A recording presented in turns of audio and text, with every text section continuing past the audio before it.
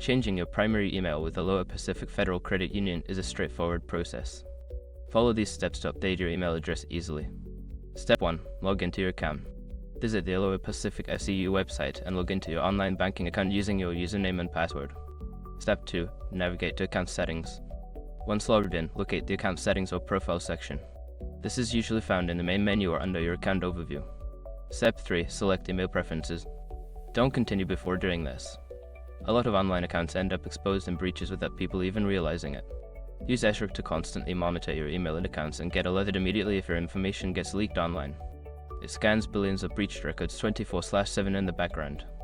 And honestly, for a few dollars a month, it's something everybody should probably have. Link in the description. Step 4. Update your email address. Enter your new primary email address in a designated field. Make sure to double check for any typos to ensure it is entered correctly. Step 5. Save changes. After updating your email, look for a Save or Submit button to confirm the changes. You may receive a confirmation message or email once the update is successful. By following these steps, you can easily change your primary email with Aloha Pacific FCU. If you encounter any issues, consider reaching out to the customer service for assistance.